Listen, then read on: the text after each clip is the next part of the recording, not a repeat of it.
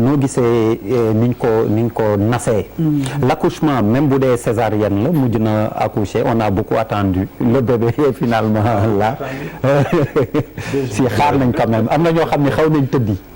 21h nuyu la d'abord nuyu naataango yi ak gan yi. jaale aussi Momar Seydi di ñaan suñu borom. amiin ko aljana. amiin ak voilà ak teg loxo njabootam. di wax rek ne gouvernement bi effectivement li Abdou Khadre wax dama si d'accord mooy on a trop attendu. parce que moment bi ñu ne ci lay démissionner man dafa mel ni fii dañuy def les choses à l'envers parce que dafa mel ni bu président di remettre son mandat en jeu. dafay mel ni gouvernement daanaka dafay au même titre que le président de la République daanaka gouvernement amatul foofu nag ci la ñuy xaar une administration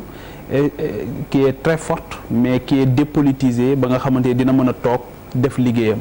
mais bu fekkee ne dañu am administration très politisée su président di dem campagne ñëppay ànd dem campagne finalement dëkk bi daanaka dafay taxaw xaar bi yàgg na trop mais leneen li nga xamante ni aussi moom moo te je pense que foofu problème mu constitution la xawma loi ñu xool ndax ban durée parce que ailleurs da ngay gis ne bu ñu defee élection ba pare rek rapidement après les choses sérieuses commencent ñu taxawal gouvernement commencé liggéey ak yooyu mais man der li nga xamante ni moom nga xamante ni problème mu conception la ak approche bi ñu am ci politicien ci surtout ni ñu séddee région yëpp mooy que conception bi ñu am ci pouvoir tey mooy li tax ku nekk bëgg am directeur général ku nekk bëgg am ministre mooy li ñu concevoir pouvoir comme enrichissement bi nga xamante ni am na ci nga xam fi mu ne nii population yi ñu ci bari surtout ñiy jàppale sax way politique yi décret de répartition bi la ñuy gën a xaar pour xool yan service moom moo taxaw ngir ñun yan chance la ñu mën a am pour daw dugg foofu donc problème bi tamit mooy pourquoi ku ne bëgg ministre pourquoi ku ne bëgg DG te fi mu ne ni coow li jeexagul ndax poste direction générale yi tamit dégg da ngay di gis sax ba ci ñu far ak président ñuy publier naan tel Sénélec am na place bu ñu fa libéré ARTP am na place bu ñu fa libéré feneen am na place bu ñu fa libéré parce que kenn ku ci nekk yaa ngi xaar nan nga mën a demee ak lan nga fa mën a yóbbu te boo xoolee poste yooyu ñu libéré tey ay poste stratégique la c'est vrai mais boo gisee recrutement ya fay am d'habitude du nekk ay recrutement ci cœur de métier institution boobu alors que recrutement pour mu pertinent il faut nga def ko ci cœur de métier institution bi nga xamante ni moom moo am waaye lu ci bëri ci support yi lay nekk nga dem par exemple dans un service boo xamante ni nangam lay def nga dem cœur de métier bi du ñu recruter ay profils yu intéressant ay techniciens waaye ci service comptable yi la ñuy dem ci service nangam duy ko ba mu fees nag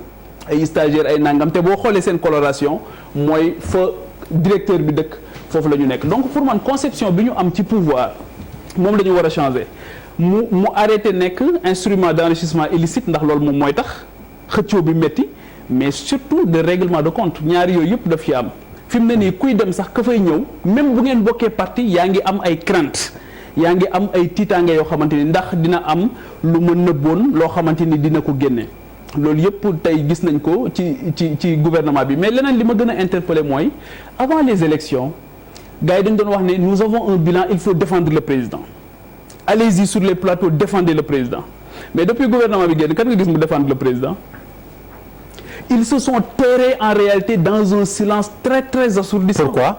Mais parce que ñu frustration yi moom moo tax parce que ñu ci bari xaaroon nañ ne dinañ leen tabb te tabbuñu leen parce que ñu ci bëri. mais pourtant wax nga ko Pape tabb yi jeexagul am na ay poste de direction yoo xam ni libéré wu nañ mais gouvernement bi laa wax quoi ñi nga xamante ni waroon nañu nekk. oui ñoo xam ni ministre moo ne woon seen xel. xëy na leneen li nga xamante ni aussi suñ ko waxul xëy na dañuy trahir esprit ak benn logique ak cohérence mooy dañu gis ci gouvernement bi ñoo xamante ni honnêtement pour ñun sunu seen place du foofu ku ci mel ni le ministre de l'enseignement supérieur. kooku boo demee ci rapport bi nga xamante ni defoon nañ ko ci moom wala rapport yi nga xamante ni def nañ ko ci moom damaa jàpp ne li gënoon a yell mooy ñu bàyyi ba loolu yëpp leer ba ñu teg wax ba mbir mi ailleurs bu suspicion jógee rek parce que moralisation la ñuy wax de la vie publique bu lu mel noonu amee rek ay indices yu mel noonu yu grave yu mel noonu am wax dëgg fa yàlla je pense que quand le président de la République moom mi nga xamante ni moo créé woon institution boobu tudd OFNAC xëy na gars yi dinañ ci ñëwaat su fekkee ne sant ko liggéey mu teg charge yu toll noonu ci jëmm jooju mu ñëw consacré ko pour man dafay sabrer par la même occasion li nga xamante ni moom mooy. loolu dinañ ci interpeller le professeur. leneen li aussi ma jàpp ne waaw pour terminer moo gën a am solo mooy au-delà des ministres. au-delà des ministres postes stratégiques yi pour man mooy les directions dans ces ministères. tey jii Sénégal jafe na trop nit wax la kan mooy le directeur de l'agriculture le directeur de la santé le directeur de la jeunesse alors que ñooñu ñooy cheville ouvrière yi ñooñu ñooy def liggéey bi te postes yooyu nag war nañoo egg ci di xool ndax dañ koy def appel à candidature ndax dañuy xool les meilleurs parmi nous ñu teg leen ci postes yooyu je pense que choix bi ci à ce niveau là moom moo ëpp solo. alors Malal indi ñu sa jàngat ci 32 ministres yi 3 secrétaires d'État Guédiawaye sédd nañ leen de am ngeen ministre. yes suma grand bi léegi bi mu wax da ne il a un peu insisté ci folklore mais amatul quoi amatul bon gars yi di dugg di génn ñu naan consulter nañ diw du ko nekk fan lay nekk bon loolu aussi xëy na échappatoire bu ndaw la rek pour mën a étoffer argument am ci gouvernement bi c'est-à-dire li daw instant bi ni mooy simplement quand on nomme ne kii Guédiawaye kii Sinthiou Bamambé kii fii kii fe mooy c'est comme nga nekk États-Unis ñu ne kii mooy c'est comme si les régions étaient devenues des États on devrait peut-être les appeler ministre du Fouta ministre de Tambacounda ministre de tel jox leen ay mission de développement yi nga xamante ne spécifiquement pour ces régions-là parce que bu fekkee équité territoriale la ñuy wax on n'a qu'à complètement changer la constitution les régions deviennent des États le Sénégal nekk une grande entité qui englobe tous ces États-là ci sama gis-gis parce que ci explication yi may dégg de part et d'autre c'est comme on se disait oui on ne nomme pas sur la base de la compétence mais on nomme sur la base de l'efficacité pendant les élections c'est-à-dire la personne a contribué il s'est mouillé le maillot il habite telle région nañ ko nañu nekkal fii bu ñuy doxalee noonu dañuy élaguer compétence parce que bu fekkee dañuy wax fast track li koy mën a justifier rek mooy kan moo mën nangam kan moo xarañ ci nangam ñu ne kii wax affaire ndox rek lañ ko mën parce que quand même quand je pense par exemple à Tchouks qui est ministre de l'éducation nationale ñu tudd nga ni Mamadou Racine Talla nous on l'appelle Tchouks quoi Mamadou Tchoukel Talla donc sa maman s'appelle Tchoukel Gogo Tchoukel donc okay. Si on le nomme ne ko ministre de l'éducation nationale nga derrière c'est-à-dire après ñu tabb ci ne mais moom mooy désigner peut-être moom mooy représenter la région de Matam alors que l'éducation est plus vaste que Matam et plus importante même ne s'arrête pas à Matam l'éducation nationale c'est une question très importante et pour tout le Sénégal xëy na sax le nombre d'écoles qu'on trouve à Matam on ne le trouverait pas à l'école xëy na yenn priorité yi sax xëy na feneen la gën a féete que Matam donc pour man loolu déjà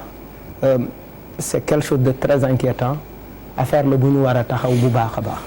beneen mbir bi ci topp c'est-à-dire on nous dit alchimie équilibre way technocrate etc. Qui est technocrate qui ne l'est pas les technocrates sont devenus de gros politiciens. c'est-à-dire loolu benn ponk la effectivement malal ci kii bi bon yaa ngi anticiper c'est-à-dire pour man on doit dañu war a delluwaat ci li nga xamante ne moom mooy parce que dafa am li nga xamante ne moom lañ ñu wax jox ñu ko ci ay engagement ci campagne électorale yi sénégalais yi woote nit ñi gagné mais li ni ñu tabee ministre yi c'est très simplement la conséquence du vote c'est la conséquence du vote fii on a évoqué plusieurs fois le vote confrérique ethnique et régional c'est effectivement la conséquence du vote moom moo ñu indi ci schéma